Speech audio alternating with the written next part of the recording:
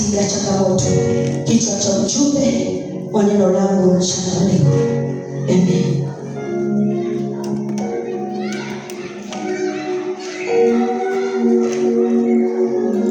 Amen. Na tutajifundisha juu ya Ayubu. Kumwamini Mungu. Kumwamini Mungu katikati ya changamoto, ama kumwamini Mungu katika changamoto.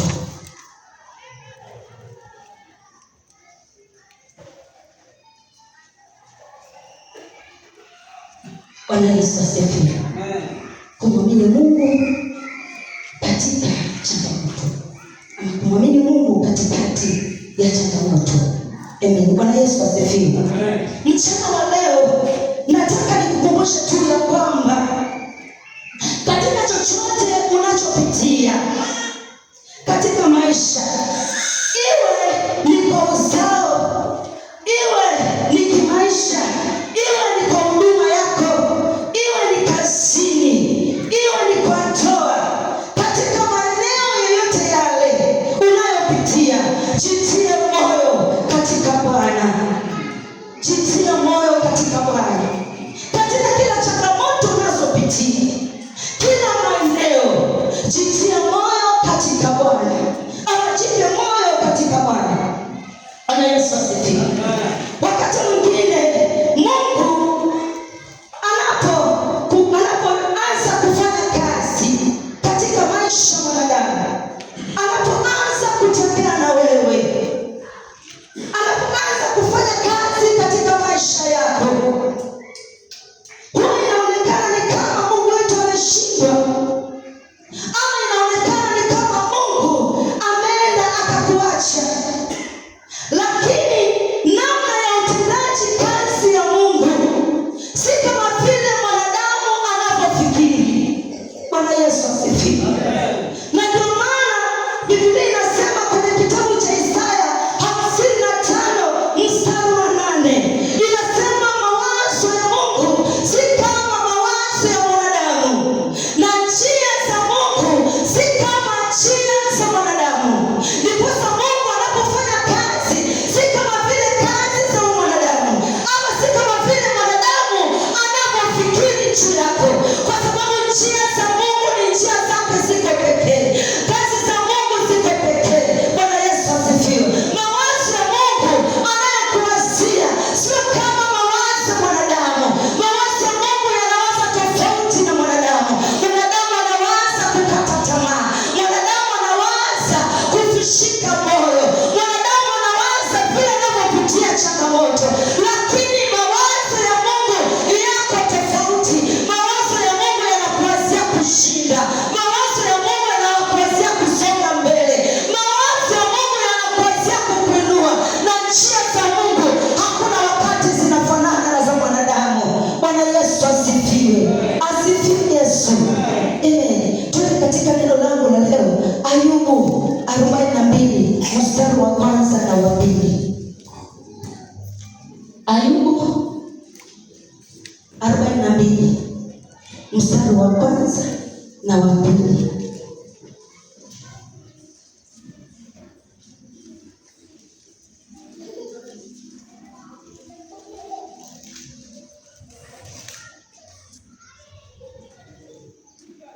Tunapata sote. Msomaji wa mbele kasome wa kwanza na wa pili.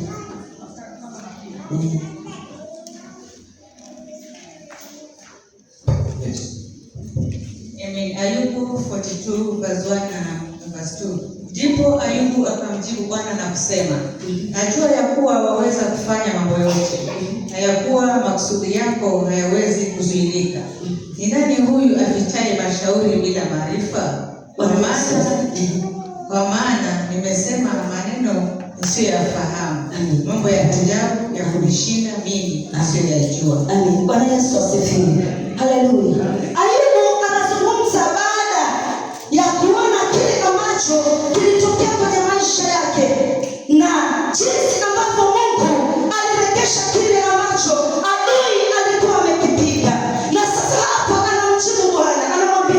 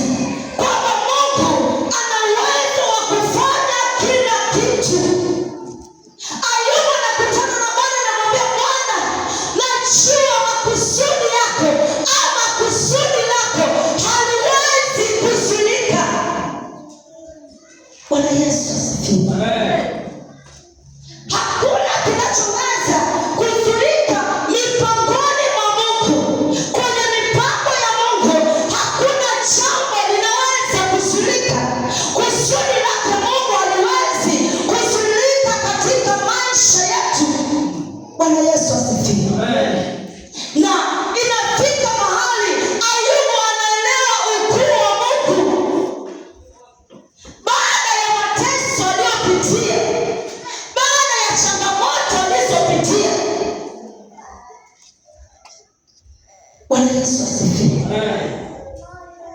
Haleluya.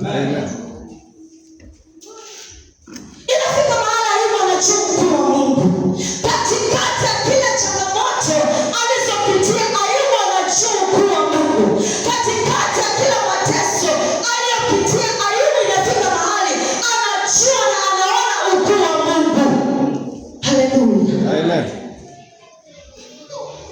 Mwana wa Mungu mchana wa leo, mwana wa mhubiri, mama mwenzangu, kijana, mzee, watoto, kila kitu ambacho Mungu amepanga kwako hakiwezi kuzuilika.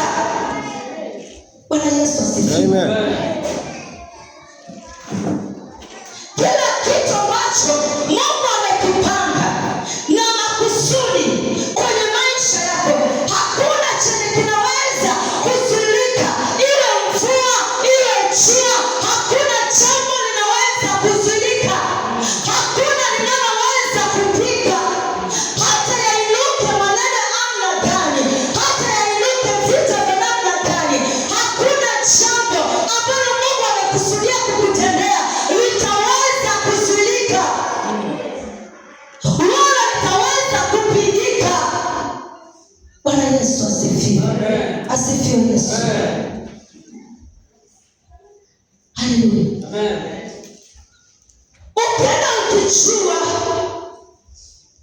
ukweli huu wa kimaandiko na kujua utendaji wa kazi ya Mungu kwako, utakapokutana na vita vya kila aina, utakapokutana na mambo ya kukuvunja moyo, utakapokutana na misalaba maishani unayobeba, Bwana Yesu asifiwe, haitakuvunja moyo, haitakukatisha tamaa, haitakufanya ujione kuwa mnyonge. Bwana Yesu asifiwe. Ndipo hapa Ayubu anasema ya kwamba Bwana, ninajua ya kuwa uwezo unaweza kufanya mambo yote na kusudi lako haliwezi kuzuilika. Huyu ni Ayubu alipokutana na kila changamoto, alipokupitia katika kila mawimbi, ilifika mahali akajua yako kwamba Bwana anaweza kufanya mambo yote na kusudi lake yeye Mungu halitaweza kuzuilika. Haleluya. Haleluya. Amen. Ndipo nasema utakapokutana na msalaba wowote maishani, utakapokutana na mapito yoyote maishani, hayataweza kukuvunja moyo, hayatasababisha kukukatisha tamaa, kwa sababu unamjua Mungu unayemtumikia, unamjua Mungu unayemwishia, unamjua Mungu unayemtegemea. Haleluya. Bwana Yesu asifiwe. Unamjua Mungu aliyekuokoa, unamjua Mungu mahali amekutoa na mahali amekufikisha. Bwana Yesu asifiwe. Asifiwe Yesu. Usikate tamaa katikati ya kila changamoto unazokutana nazo. Bwana Yesu asifiwe. Asifiwe Yesu. Ndipo sasa nikakaa nikafikiria, nilikuwa nasoma historia ya Ayubu, nikaona kila kitu alichopitia, vile mpaka mgeuka akamgeuka akamwambia mtukane Mungu ufe, mpaka marafiki waliokuja kumtembelea. Bwana Yesu asifiwe. Nikana namlinganisha Mungu vile alivyokuja kutenda mambo makuu kwa Ayubu, nikasikia Mungu ukiinua moyo wangu, kumbe wewe Mungu unatisha hivi, kumbe wewe Mungu una nguvu namna hii. Bwana Yesu asifiwe. Asifiwe Yesu. Sasa acha turudi kwa pointi yetu, kwa sababu unamjua Mungu unayemtumikia, usikate tamaa, usigeuke nyuma, wewe endelea mbele. Bwana Yesu asifiwe. Amen. Kuna kitabu cha Biblia inasema kwenye kitabu cha Danieli 11:32. Hebu tusome. Msomaji wako nisomee 11:32. Danieli 11:32.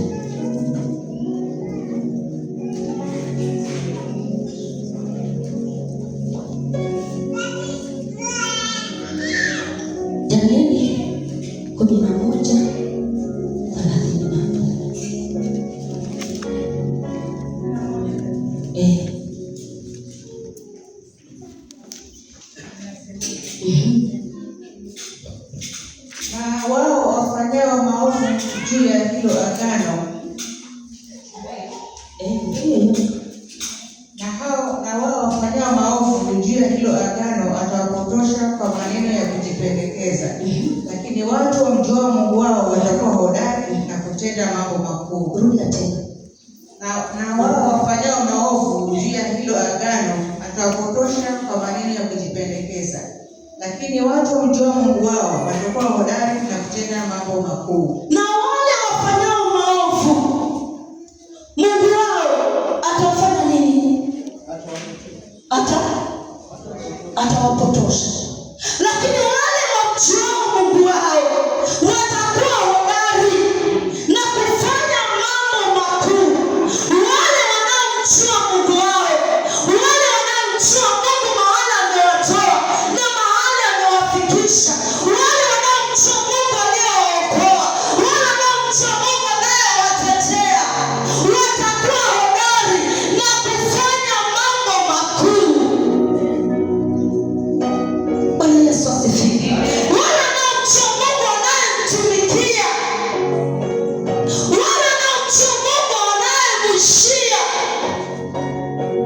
wale wanaomjua Mungu aliyewaokoa, aliyemwaga damu kwa ajili yao, watakuwa hodari na kufanya mambo makuu.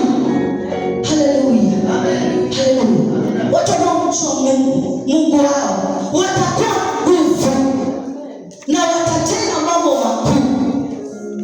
Nilikuwa nasoma Biblia hii. Wale wanaomjua Mungu watakuwa na nguvu na kutenda mambo makuu maishani mwao.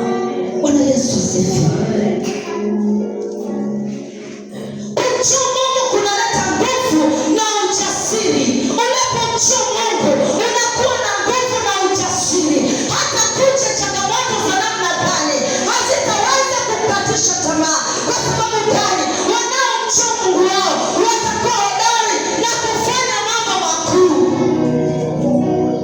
Bwana Yesu asifiwe. Asifiwe Yesu. Kumjua Mungu kunaleta nguvu na ujasiri. Hautakuwa mtu wa kukata tamaa. Hautakuwa mtu wa kuvunjika moyo.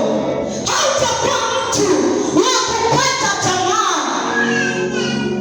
Kumjua Mungu kunakuleta nguvu na ujasiri. Bwana Yesu asifiwe. Amen. Na si kumjua Mungu tu peke yake kwa jina ama kusikia habari zake, kama vile tunaposikia habari za Ayubu. Sio hiyo tu peke yake. Si kumjua Mungu kwa sababu unasema nimeokoka, ninamjua huyu Mungu aliniokoa. Sio tu peke yake. Kumjua Mungu ni kuwa na uhusiano wa karibu na yeye. Kumjua Mungu ni kutembea na yeye. Kuwa na uhusiano wa karibu na Mungu. Huko ndiko kumjua Mungu. Ni kweli tunamjua Mungu. Ni kweli tunamtaja. Tunataja jina lake. Lakini kunayo kazi ya ziada kufanya. Kumjua Mungu, kutembea na yeye. Kuwa karibu na yeye. Bwana Yesu asifiwe. Asifiwe Yesu. Na yeye tunaiwa alienda kumjua Mungu. Akakuwa karibu na yeye. Hata shetani alipoenda mbele za Mungu kumpa ruhusa kumjaribu Ayubu, aliambiwa yule ni mkamilifu wangu. Kwa sababu Ayubu alikuwa karibu na Mungu. Alikuwa anamwamini Mungu. Alikuwa anatembea na Mungu. Mpaka Mungu akamjua moyo wa Ayubu hautaweza kumkana. Bwana Yesu asifiwe. Haleluya. Jambo lingine, kumjua Mungu ni kumtegemea katika maisha ya kila siku. Kumtegemea Mungu katika maisha ya kila siku. Unapolala, unapoamka, unamtegemea Mungu katika maisha ya kila siku. Huko ni kumjua Mungu. Unamtegemea Mungu kwa ajili ya kazi zako. Unamtegemea Mungu kwa ajili ya watoto wako. Unamtegemea Mungu kwa ajili ya wokovu wako. Unamtegemea Mungu kwa ajili ya kila kitu cha kila siku. Bwana Yesu asifiwe. Asifiwe Yesu. kumcha Mungu ni kumtii na kuishi na kulingana na mapenzi yake. Kumtii na kuishi, kumcha Mungu, kumtii na kuishi kulingana na mapenzi yake. Ayubu alikuwa anamtii Mungu, ndiposa chochote kilipokuja hakuweza kutoka katika njia za Mungu. Hata vyote vilipokwisha hakuweza kuangalia hivyo. Kama Ayubu alikuwa mkamilifu, kuonyesha zaka alikuwa anatoa, kanisani alikuwa hakosi, kwa pesa Mungu alikuwa hakosi, yaani kwa kila jambo na Mungu alikuwa anafanya. Bwana Yesu asifiwe. Haleluya. Kwa hivyo haya majaribu yakikuja, akaanza kumuuliza Mungu maswali. Mbona nakufanyia hili na inakuwa hivi? Unaposoma historia ya Ayubu, hata sadaka alikuwa anatoa kwa ajili ya watoto wake. Wanapoenda shambani, alikuwa anaona pengine wataenda wafanye dhambi, akawa anatoa sadaka kwa ajili ya watoto wake. Bwana Yesu asifiwe. Lakini ona mapito ambayo Ayubu anapitia, lakini hakuweza kumwacha Mungu. Bwana Yesu asifiwe. Alimtii Mungu na kuishi kulingana na mapenzi yake. Bwana Yesu asifiwe. Alafu tuje katika hodari. Hodari, wale wanaomjua Mungu watakuwa hodari na kufanya mambo makuu. Hodari, watakuwa hodari. Maana hodari ni kuwa na nguvu ya ndani. Hodari, yaani nje Ayubu alikuwa amedhoofika, lakini ndani alikuwa na hodari. Moyo wake bado ulikuwa mzima. Bwana Yesu asifiwe. Kwa sababu alimjua Mungu wake. Wanaomjua Mungu watakuwa hodari na kufanya mambo makuu. Moyo wa Ayubu bado ulikuwa hodari, hata kama nje kulikuwa ni majipu, hata kama nje mwili ulikuwa umedhoofika, hata kama nje haungeweza kutamanika, lakini ndani ya moyo wa Ayubu ulikuwa hodari, unamtumainia Mungu. Bwana Yesu asifiwe. Asifiwe Yesu. Kuna nguvu, alikuwa na nguvu. Ndio anamuuliza bibi yake, je, tupate mema na tusipate mabaya? Moyo wake ulikuwa na nguvu. Unapokuwa hodari, unakuwa na nguvu za ndani za kushinda majaribu. Bwana Yesu asifiwe. Hata upitie mapito aina gani, moyo wako bado uko hodari. Haleluya. Haleluya. Amen. Lingine, kuwa na ujasiri hata wakati wa shida. Hodari, kuwa na ujasiri. Kuwa na ujasiri hata wakati wa shida. Wengine wetu tukiwa tunapitia katika shida, hata ibada zinatushinda, hata kuomba kunatushinda. Upendo ule ambao tuko nao na Mungu unapungua kwa manung'uniko, kwa kufadhaika. Bwana Yesu asifiwe. Lakini natakana uwe hodari na ujasiri hata wakati wa shida, bado unaweza kumtukuza Mungu. Bwana Yesu asifiwe. Haleluya. Ayubu hata wakati wa mapito bado alikuwa anaweza kumtukuza Mungu, bado alikuwa anaweza kulitaja jina la Mungu, bado alikuwa anaweza kusema Mungu anaweza.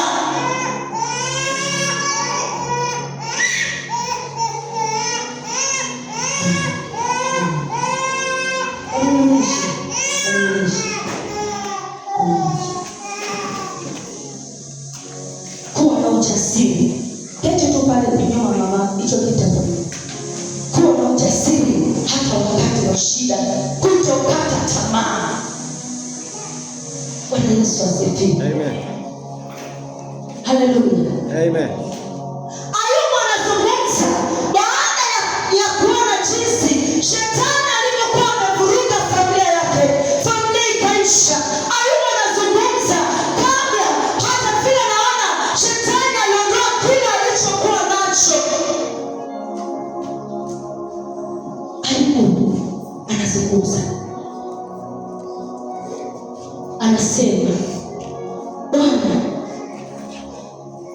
najua ya kuwa waweza kufanya mambo yote, na ya kuwa kusudi lako haliwezi kuzuilika juu ya maisha yangu mimi Ayubu.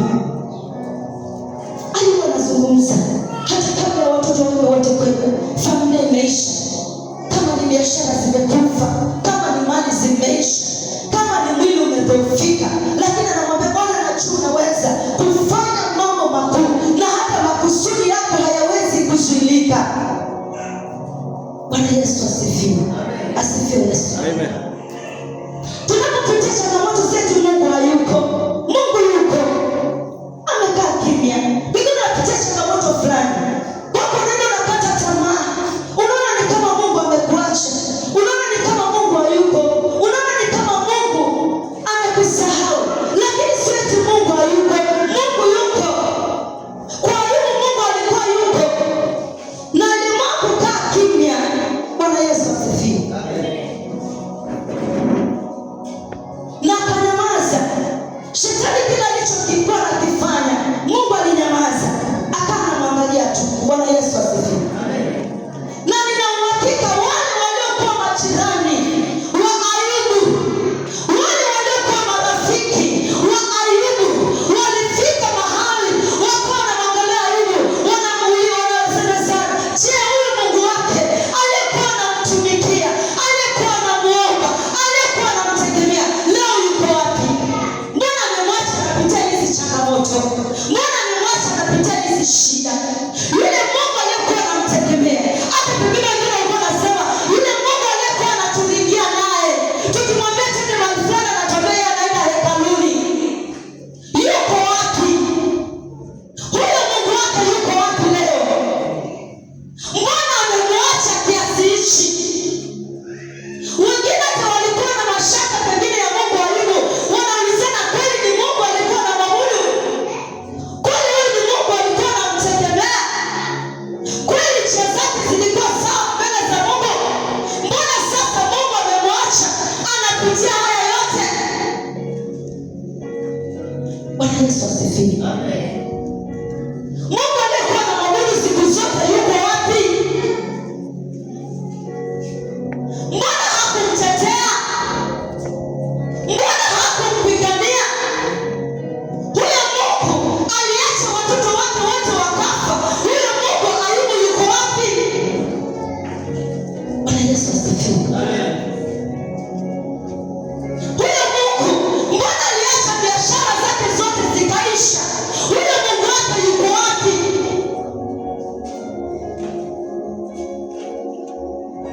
Huyo Mungu mbona aliacha mke wake akamtukana, akamwambia mtukane Mungu ili afe?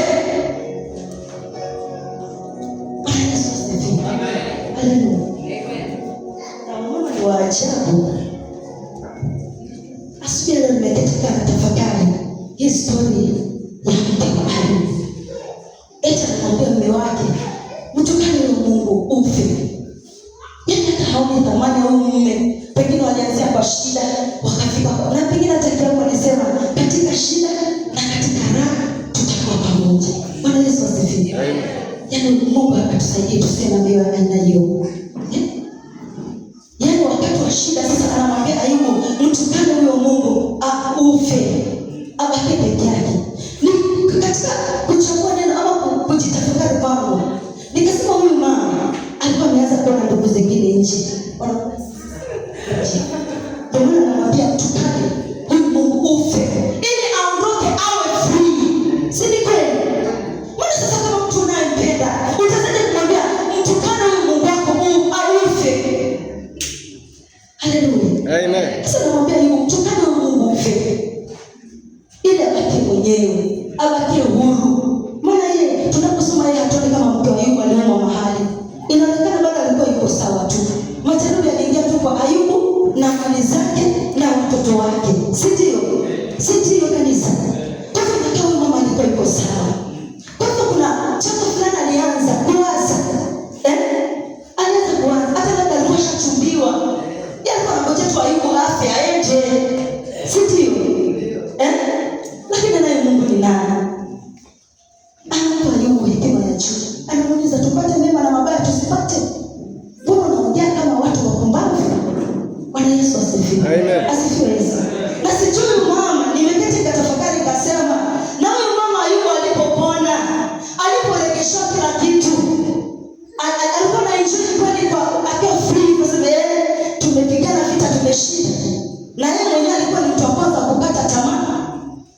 Bwana Yesu asifiwe. Amen. Katika kila changamoto usikate tamaa. Usimkufuru Mungu. Usiache njia za Mungu. Usitazame nyuma kama mke wa Ayubu. Bwana Yesu asifiwe. Mshikilie Yesu. Tembea na huyu Mungu. Shikamana na huyu Mungu. Anaweza kila kitu. Katika kila kitu Mungu anaweza. Katika kila jaribu Mungu anaweza. Katika kila changamoto Mungu anaweza. Haijalishi ni kwa ndoa, haijalishi ni kwa watoto, haijalishi ni baraka, haijalishi ni udhaifu wa mwili. Bado Mungu anaweza. Usikate tamaa. Bwana Yesu asifiwe. Asifiwe Yesu.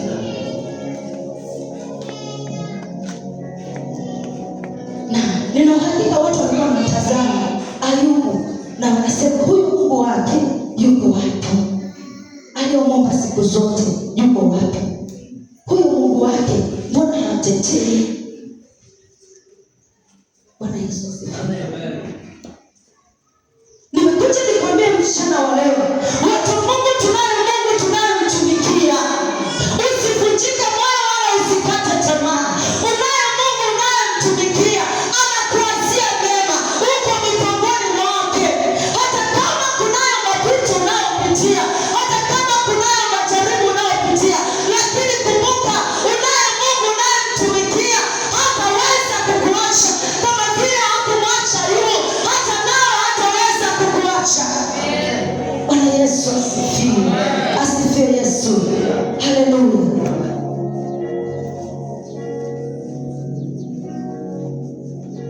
Tunaona jinsi vile ambavyo Mungu alirejesha kile ambacho adui alikipika, na tunaona Ayubu anamjibu Bwana kwa kusema, najua ya kuwa waweza kufanya mambo yote, na ya kuwa makusudi yako wewe Mungu hayawezi kuzuilika. Ayubu anakiri wazi kwamba Mungu anaweza kufanya mambo yote, na hakuna kinachoweza kuzuilika mipangoni mwa Mungu. Hakuna kinachoweza kushindikana mipangoni mwa Mungu. Katika ratiba ya Mungu hakuna kinachoweza kuzuilika. Bwana Yesu asifiwe. Haleluya. Bwana Yesu asifiwe.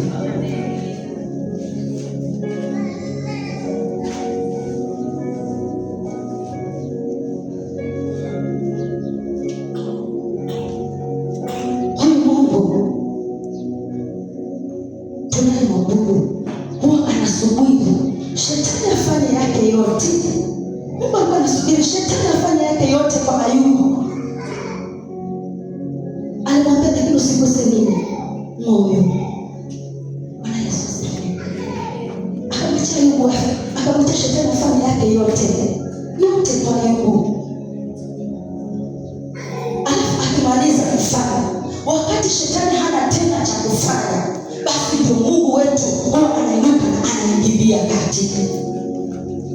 Wakati maadui zetu ama watesi wetu wamefanya yao yote, kama ni kukucheka wamekucheka, kama ni kuongea wameongea yao yote, kama ni kukutenga wamekutenga, yana wamefanya yao yote, basi hapo ndipo Mungu anasimama na anaingilia kati kuwaonyesha vile Mungu alivyo mkuu na alivyo na nguvu za kutenda.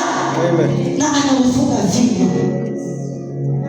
Bwana Yesu asifiwe. Asifiwe Yesu. Alafu pale mwishoni Ayubu anasema, najua kusudi lako wewe Mungu haliwezi kuzuilika. Bwana Yesu asifiwe. Haleluya. Amen. Makusudi yako wewe Mungu hayawezi kuzuilika. Shetani anaweza kukunyang'anya kila kitu. Shetani anaweza kukaribia kila kitu. Shetani anaweza kuchukua kila kitu. Lakini Mungu anaweza kurudisha vyote. Mungu anaweza kukurudishia.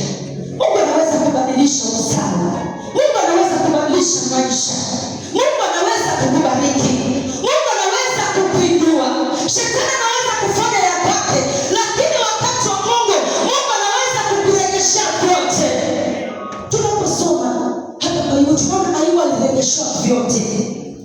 kesho mpaka na watoto. Tena Biblia inasema watoto wazuri hata kuliko wale wa kwanza. Bwana Yesu asifiwe. Mungu wetu anaweza. Mungu wetu anaweza. Anaweza. Bwana Yesu asifiwe.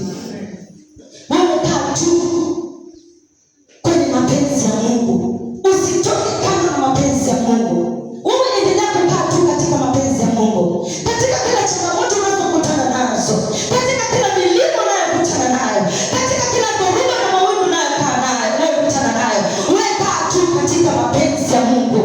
Usitoke katika mapenzi ya Mungu. Bwana Yesu asifiwe. Wewe kaa kwenye makusudi ya Mungu. Endelea tu kukaa katika mapenzi ya Mungu na kukaa katika makusudi ya Mungu. Usitoke kwenye makusudi ya Mungu. Usitoke, rafiki asikutoe. Mtu yote asikutoe katika kusudi la Mungu. Ayubu alikataa kutoka katika mapenzi ya Mungu. Ayubu alikataa kutoka katika kusudi la Mungu. Aliendelea kukaa pale pale. Na wewe kaa katika mapenzi ya Mungu na kusudi la Mungu. Haleluya. Bwana Yesu asifiwe. Asifiwe Yesu. Hebu tusome tusome turudi nyuma katika Ayubu 1:24. Vile nakwambia ukae katika makusudi ya Mungu. Ayubu 1:24.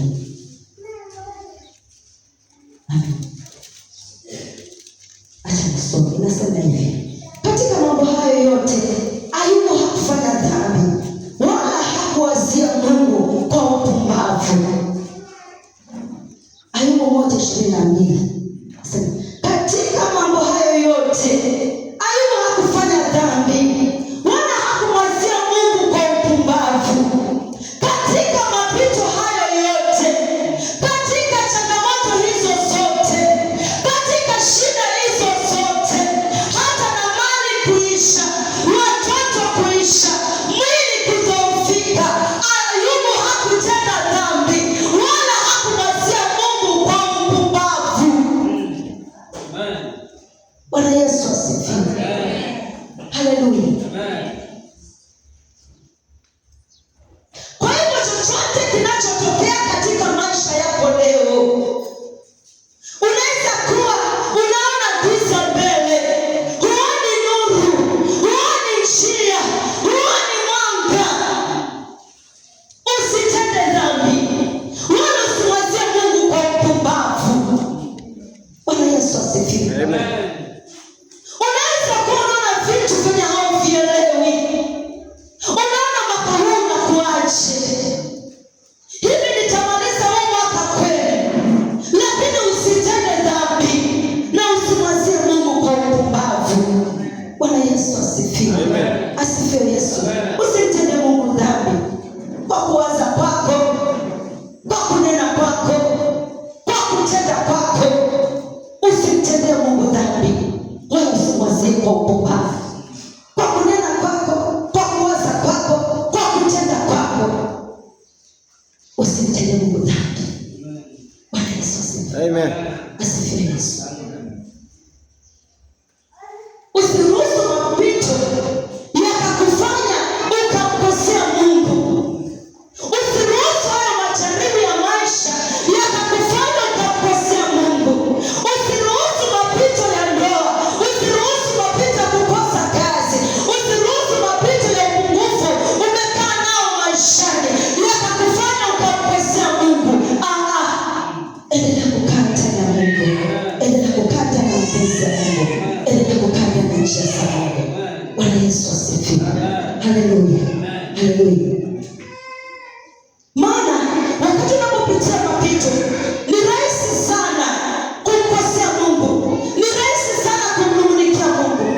Ni rahisi sana kumwambia Bwana, mbona mimi nafanya hivi? Ninaomba, ninafunga, ninatoa, kanisani niko na bidii, ninakuimbia. Bwana, mbona kwangu kunakuwa hivi? Ni rahisi kuongea mabaya, lakini leo nimekuja nikwambie, usimtende Mungu dhambi. Usinene kwa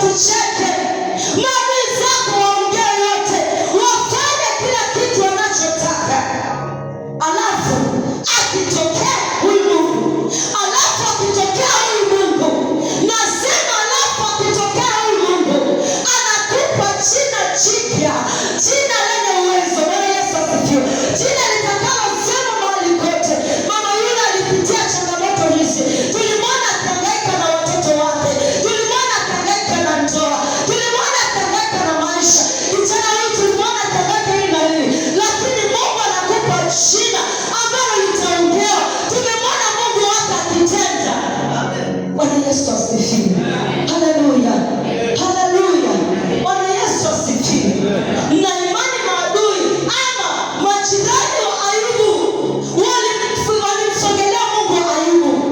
Walipoona Ayubu amepona, walipoona Ayubu kila kitu kimerejeshwa, hata uzao amepatiwa, lazima walimgeukia huyu Mungu wa Ayubu.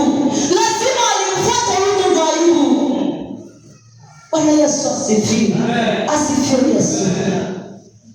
Mungu anangoja ushuru, alafu anatokea anakupa ushindi ambao kila mtu atauona.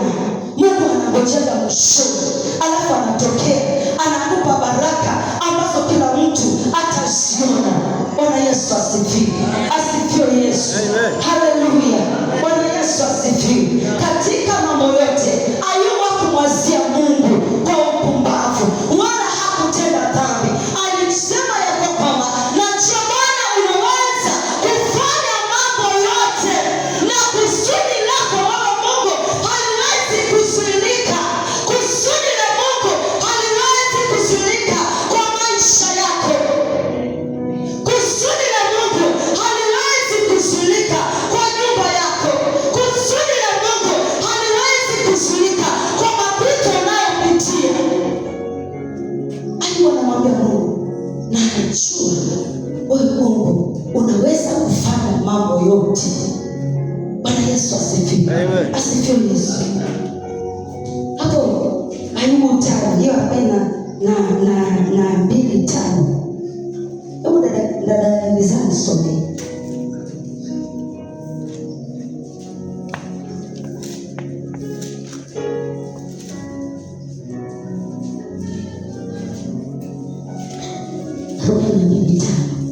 Nilipokuwa nasoma inasema, nilikuwa nimesikia habari zako kwa kusikia kwa masikio, bali sasa jicho langu linakuona. Imagine, nilikuwa nimesikia habari zako kwa kusikia kwa masikio yangu, bali sasa jicho langu linakuona. Huyu ni Ayubu anaongea na Bwana. Anaomba, nilikuwa nasikia habari zako kwa masikio, lakini kwa sasa jicho langu linakuona. Kaa katika njia za Bwana, iko siku utamwona Mungu.